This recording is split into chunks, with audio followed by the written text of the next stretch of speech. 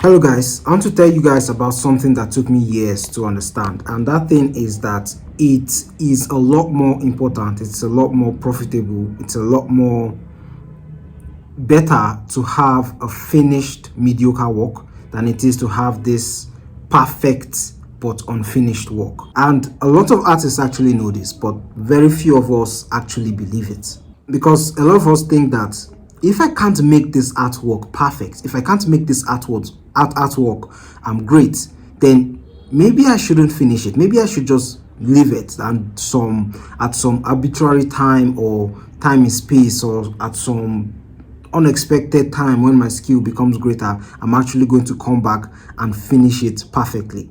But usually, more cases than none, when you come back, you actually see the extent of mediocrity, of the extent in the mediocrity of that work, and you actually just want to leave it behind and not touch it at all. Meanwhile, at that time, whilst you were working on that project, you could have just finished it imperfectly the way it is, and you would have learned a lot from it. One thing that I've learned about being an artist that creates, projects, that works on multiple projects, that works on single illustrations, individual projects for fun and both for work, for professional use, is that I try my best as possible, especially since I've worked in the professional industry for a long time now, is that I've learned rather to not be so emotional about every single artwork that I do. I've learned not to treat art projects like relationships. Yes, I've learned not to be so emotional about it, because there's this thing I learned it when I was watching videos about entrepreneurship, and it's called the scale of competence. You can look it up.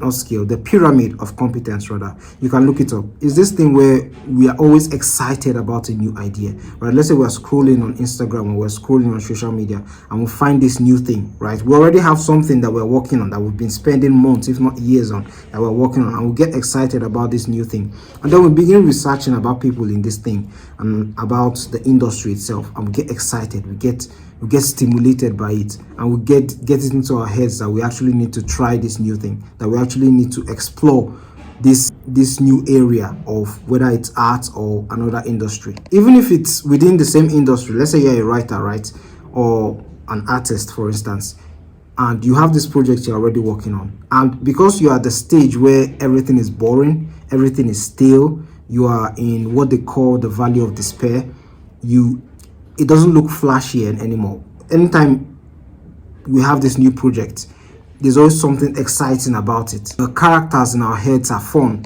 The world building that we're already constructing in our head feels exciting. It just feels ecstatic to write those first few pages. It just feels magical to even draw them. But then, after you've worked on that project for about a few weeks, that excitement begins to dissipate. That feeling of ecstasy working on it, those ideas that you already have, it's now time to execute on those ideas, and then you begin to feel very jaded with the concept of actually doing the work. And usually it's because you've arrived at the hard part, you've arrived at the boring pages, the difficult anatomy. Like if you're working on a comic in terms of art, I can't relate it necessarily to writing as much as I can do with art, but you reach areas where you have to be inventive. Maybe you're not getting the references you want for a particular comic book panel. Maybe there's a certain background that you can't get in a certain perspective, or you can't seem to get it the way it is in your imagination, the way it is in your head, and all of a sudden everything starts looking mediocre and self-doubt starts arriving, like in the project.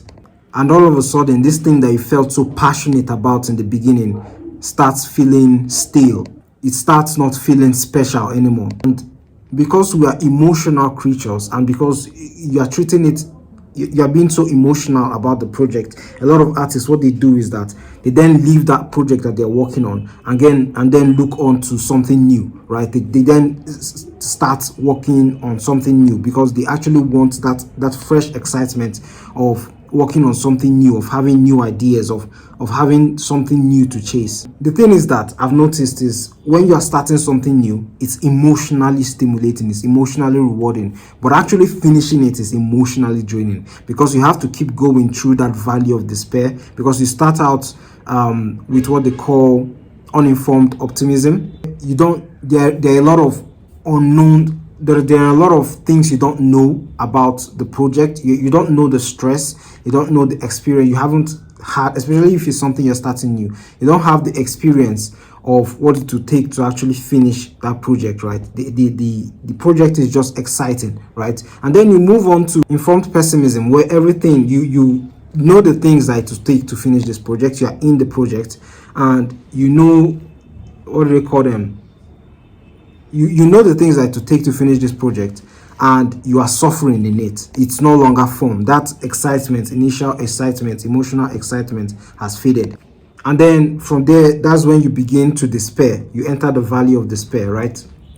And then if you're able to push past that area, if you're able to push past that valley of despair, you reach what is known as informed optimism, actually. And informed optimism is where you've already gone through it, and because you've been able to push past the boring phases, the boring anatomy, the boring pages, the boring expressions, the boring environments, the rescripting that you have to do, the storyboarding that you have to do, you then have all this experience, you have this knowledge that of what it takes to actually complete something, of what it takes to actually, my lights just went bad, of what it takes. You have this information of what it takes to actually complete a comic book, or complete a novel, or complete a short story, or like to complete even something as simple as a video, a YouTube video, right? And then you reach achievement, which is like the final stage, which is like you have the physical thing that you've actually created. But the thing is that nobody usually, that valley of despair area, that valley of despair phase, nobody wants to be there. It's not fun to be in the valley of despair. It's boring. It's just hard, boring, consistent work, right? It's monotonous a lot of the time, the work that you have to do in that area. But you have to keep going. And then you get to the informed optimism, right? But a lot of people stop even before they get into that valley of despair, because once they know what they have to do, the execution that they have to do, they just stop and start chasing something new. And then you end up with things like half-finished comics, half-finished stories, half-finished novels. You have so many character concepts that you haven't executed upon. You have so many world-building notes upon notes upon notes, so many characters in the background, like that you are currently redesigning instead of actually doing the work that will move the needle. You have enough ideas for over 20 lifetimes, and you have nothing that you've actually completed. You have to stop chasing masterpieces. You have to stop chasing perfection. The thing you have to look up to is progress. I don't know how many of you watch sports, but let's use this analogy where you are like a team, right? In a league, and a team in a league that is competing doesn't necessarily just ejects out of the league unless there's some legal issues or whatever. You get demoted or something like that. But in the middle of the season, you just don't eject out of the league. You might get points deduction, something like that, and that might reduce your position. But you don't just get ejected from the league. What happens is that you go through seasons. Athletes go through seasons, and at the end of each season, the athletes, the team in general, the coaches, the scouts, the owners of the team, they all learn something new about that, because at the end of the day, it's a business, right? They all learn something about the team. Probably a star player is getting old and is reaching a point of decline, so they try to get like an understudy. Maybe they need to strengthen another position on the field. Maybe the club needs extra seats in the stadium. They need to work on the fan service that they actually do, how they serve fans that actually come to the stadium.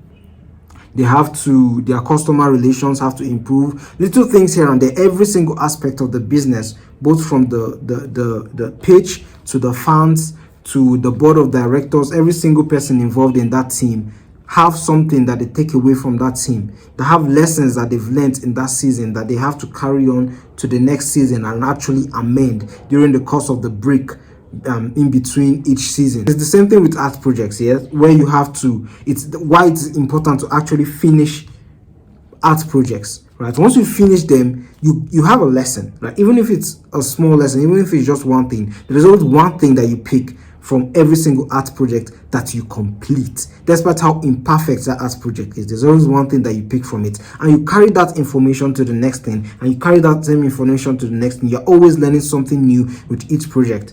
It's kind of like a comic artist, for instance. The first comic art he makes is bad, the second one is bad, but with each comic book that he's making, he's learning something. Maybe he's learning how to write characters better, he's learning how to draw clothing better, he's learning how to write, like, choreograph fight scenes a lot better, he's learning how to communicate with his collaborators a little bit better, he's learning the business side of it, he's learning how to write so that the audience is going to enjoy it a little bit better. He's learning the things to incorporate into the story to make it a better experience for both himself, the people that he's working with, and for his wonderful audience that are actually going to read it. And all those experiences don't come in complete if you just live halfway through the story and don't complete it.